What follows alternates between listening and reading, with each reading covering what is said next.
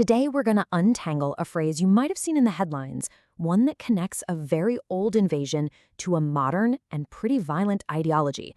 Let's trace this story all the way back. So you've probably heard this term thrown around, Ghazwa-e-Hind, often in some pretty intense situations. But what does it actually mean? Where on earth did it come from?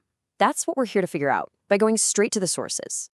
Just to give you a sense of how loaded this term is, check out this quote.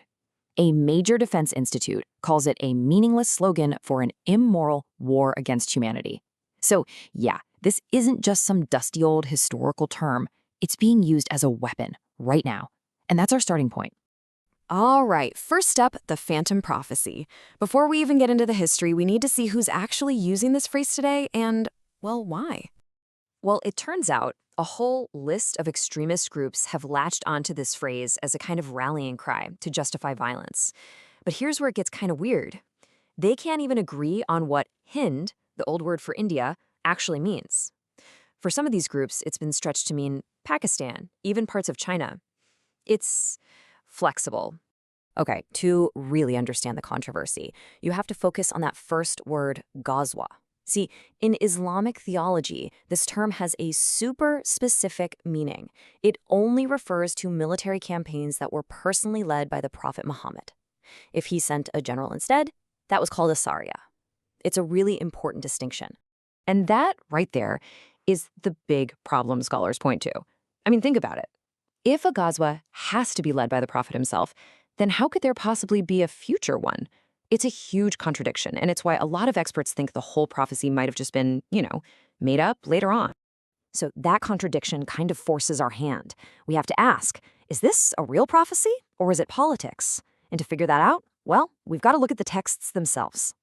Okay, quick but crucial context here. We need to understand the difference between the two main sources in Islam. You've got the Quran, which is believed to be the direct, perfect word of God. And then you have the Hadith. These are collections of the Prophet's sayings and actions, but they were put together by scholars more than a century after he died. So while the Quran is seen as infallible, the Hadith have always been put under a microscope by academics. And I mean, this scrutiny was intense. Scholars created this whole grading system. Sahih was like an A+, totally authentic. Hasan was, okay, acceptable. But Da'ith meant it was weak, unreliable. And here's the kicker. The phrase, Ghazwa-e-Hind, it's nowhere in the Quran, not once. And the few times it pops up in the Hadith, the reports are all graded as da'if, weak, or, at the very best, Hasan, just acceptable. Not a single one is considered sahih, or fully authentic. So that begs a huge question, right? If the prophecy isn't on solid religious footing, then where the heck did this story come from? Well, some scholars have a theory that the narrative was invented to put a religious spin on a very real, very historical invasion.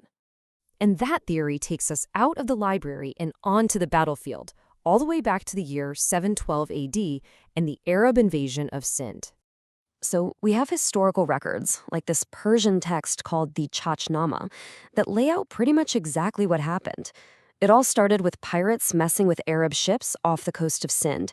The local king, Raja Dahir, either couldn't or wouldn't do anything about it, so the Umayyad governor, a guy named Hajjaj bin Yusuf, decided to send in the army. And we're talking a massive force, led by his own teenage nephew, Muhammad Bin Qasim. And wow, what a force it was. We're talking 6,000 cavalry, thousands more foot soldiers and camel drivers, a huge supply train, and this is the game changer, the latest in military technology.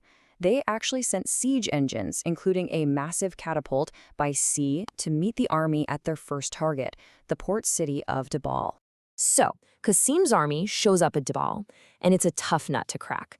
But the city's defenders had all their hope pinned on one thing, this huge red flag flying from a tall temple spire. They had this belief, this superstition, that as long as that flag was up there, their city was invincible. Qasim saw that flag, and he got it immediately. He knew its power.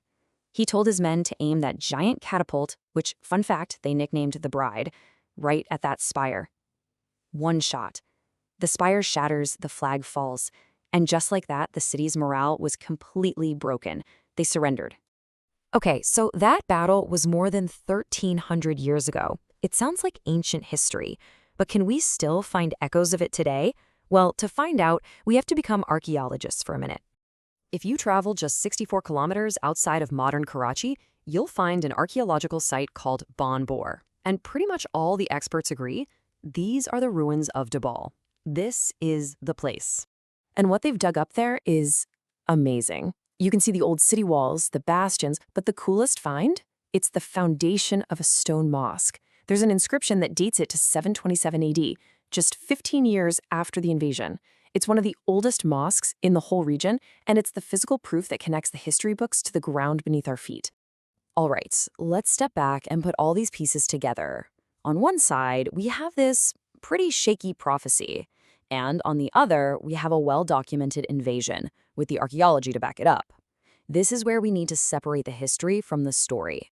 So after digging through all the theology, the history, the archaeology, what's the real story here? What are the sources actually telling us?